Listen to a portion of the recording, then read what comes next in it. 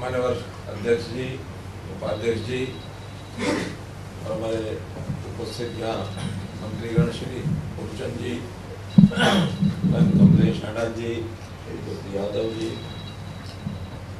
उपस्थित विधायकगण, उपस्थित सभी विधानसभा के हमारे अधिकारी कर्मचारी बंधु, पत्रकार छायाकार मित्रों, एक ऐसा अच्छा अवसर जब अपनी इस विधानसभा के स्पीकर महोदय का जो चुनाव, जैसा बताया गया कि 4 नवंबर को इनका चुनाव हुआ था और 4 नवंबर को 3 वर्ष पूरे हुए। इस उपलक्ष्य में कोई ना कोई बहाना चाहिए होता है, तो एक बहाना ये मिला कि हरी सदन नाम से जो कॉफी टेबल बुक ये बनाई गई है, जिसमें पूरे विधानसभा के चित्रों सहित एक जो कहानी इसमें छापी गई है, बताई गई है, हमको उपयोगी ये होगी। जब उसको देखेंगे खोलेंगे तो लगातार 3 वर्ष का सारा कार्यक्रम सामने आ जाएगा। लेकिन सदन की परंपरा, सिस्टम एक जैसा रहता है कि वहाँ विधायक और विधायकों के सारे सिस्टम को कंट्रोल करने के लिए हमारे स्पीकर, डिप्टी स्पीकर, इनका अपना एक रोल होता है। जैसे एक पंचायत होती है, तो पंचायत में कोई ना कोई मुखिया रहता है, तभी पंचायत की कार्रवाई ठीक ढंग से सुचारू रूप से चलती है। अगर कोई मुखिया वहाँ न हो तो फिर लोकतंत्र में क्या होगा, इसका अनुमान लगा सकते हैं। वास्तव में बहुत ही कठिन कार्य होता है स्पीकर महोदय का। स्पीकर महोदय का तो यानी सबसे पहले तो मनस्थिति बदलनी होती है, क्योंकि चुनाव तो किसी एक पार्टी निशान के ऊपर लड़के आते हैं।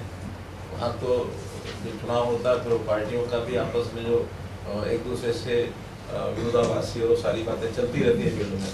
लेकिन जब भी विधानसभा के स्पीकर की कुर्सी पर स्पीकर महोदय आके बैठते हैं, तो सबसे पहले उनको अपना मन परिवर्तन करना पड़ता है कि आज से मैं पार्टी के लेवल से ऊपर उठ करके काम करूँगा, और उस प्रकार की अपेक्षा भी की जाती है, उनको करना भी होता है। जिससे बहुत संतुलन बना कर रखना होता है। सबसे कठिन कार्य मैं मानता हूँ कि जो रस्सी के ऊपर, रोप के ऊपर जो चलते हैं ना ऊपर, और वो अपने हाथ में डंडा लेके चलते हैं कि उसके कारण से किधर झुकाना है, किधर झुकाना है, ताकि बैलेंस बना रहे, गाड़ी कहीं इधर उधर न जाए। तो कितना बैलेंस बना के इनको रखना पड़ता है। कभी कभी सत्ता पक्ष के लोग, सत्ता पक्ष से ही सामान्यतः स्पीकर होते हैं, सत्ता पक्ष के लोग कहते हैं कि ये देखो हमारी बात ही नहीं मानी इन्होंने, और विपक्ष के लोग कई बार ये सोचने लग जाते हैं कि इन्होंने तो हमारी वजह सत्ता पक्ष की बात मान ली।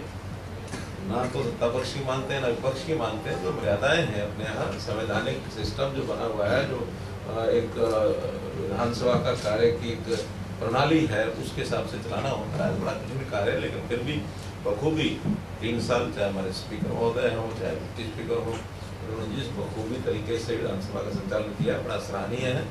और मैं इस नाते से बहुत ही प्रतीक्षा करता हूँ इस बात की कि हमारी विधानसभा बहुत प्रदेशों की विधानसभाओं के जो किस्से हम सुनते हैं, उससे भी कहीं अच्छी यहाँ की विधानसभा का संचालन होता है। यानी अगर घटना मैं बताऊँ तो जो वर्ष घटना अगर कोई हुई थी, तो एक बार हुई थी जब राज्यपाल के अभिभाषण को फाड़ा गया था, और उस समय कितना कठोर निर्णय उन्होंने लिया। और वो जो विधायक थे जिन्होंने ये फाड़ा था, तो शायद 6 महीने के लिए उनको बाहर भी कर दिया था। तो खैर कुल मिला करके हमारे यहाँ उस प्रकार का माहौल नहीं होता, जैसे कुर्सियाँ उठा लेना और फिर माइक उठा लेना और कुछ भी फेंक देना और कुछ भी कर देना। तो मैं इसको इनको बधाई देता हूँ। और जो परिवर्तन बताए हैं आपने, वो परिवर्तन मैं बैठे बैठे सोच रहा था कि भी आपने किए हैं, लेकिन इतने ज़्यादा कर दिए हैं कि आपको ही उसमें से ध्यान नहीं है। कई परिवर्तन तो ऐसे हैं जो क्रांतिकारी हैं। अपनी विधानसभा, ई विधानसभा में, अभी ई विधानसभा के कारण से सारा कागजी काम वो हमारा प्राय खत्म होने जा रहा है। पहले साल में तो चीज़ें चलेंगी, लेकिन आगे सब पेपरलेस एक प्रकार का सारा सिस्टम हमारा बन जाएगा। और इसी प्रकार से जैसे आपने विधायकों के भोजन की व्यवस्था में एक बड़ा बदलाव किया, क्योंकि यहाँ अब कभी भी किसी समय जाओ, पहले तो एक लंच आवर होता था, जो 2 सेशन होते थे, 2 सिटिंग्स होती थी, अब वो भी खत्म कर दी है। अब एक ही सिटिंग होगी, 10 की बजाय 11 बजे शुरू होगी, और शाम तक जब तक चलानी चलाओ, और बीच में जाके जब भोजन करना करके आओ। उसके लिए सस्ते रेट के ऊपर 100 रुपये के ऊपर थाली। तो ये एक अच्छा निर्णय जो यहाँ ये किया गया है। एक जो हमने प्रशिक्षण के नाते भी एक सिस्टम शुरू किया विधायकों का प्रशिक्षण, वो भी आप ही कुछ ले जाता है कि स्पीकर लोकसभा उनको बुला करके, स्पीकर साहब आए थे ना, वो आए थे उस समय, उस प्रशिक्षण का भी संचालन हुआ 2 दिन। हमने एक नई परंपरा भी शुरू की, मेरे आग्रह पर स्पीकर साहब ने मानी थी कि बजट सेशन जब होगा तो उसको थोड़ा लंबा करेंगे, और उसमें 4 दिन का गैप हमने पिछली बार दिया था। उन 4 दिनों में अलग अलग से चर्चा करके क्या ठीक हो सकता, बढ़िया हो सकता, सुझाव सब लिए गए।